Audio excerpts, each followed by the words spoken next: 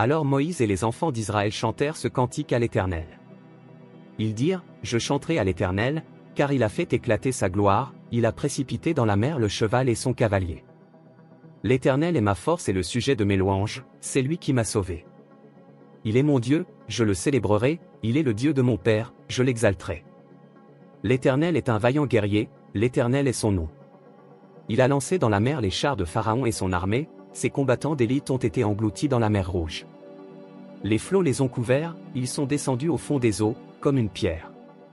Ta droite, ô Éternel. A signalé sa force, ta droite, ô Éternel. A écrasé l'ennemi. Par la grandeur de ta majesté tu renverses tes adversaires, tu déchaînes ta colère, elle les consume comme du chaume. Au souffle de tes narines, les eaux se sont amoncelées, les courants se sont dressés comme une muraille, les flots se sont durcis au milieu de la mer.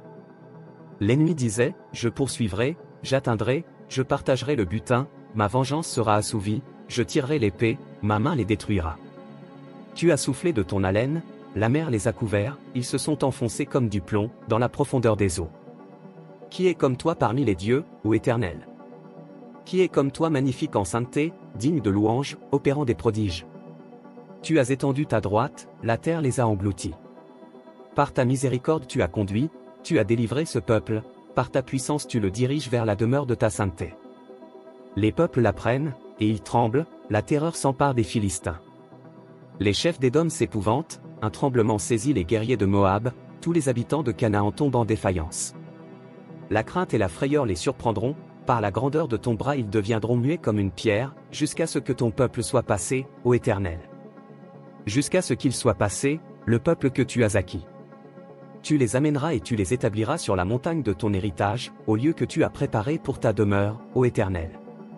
Au sanctuaire, Seigneur, que tes mains ont fondé. L'Éternel régnera éternellement et à toujours. Car les chevaux de Pharaon, ses chars et ses cavaliers sont entrés dans la mer, et l'Éternel a ramené sur eux les eaux de la mer, mais les enfants d'Israël ont marché à sec au milieu de la mer.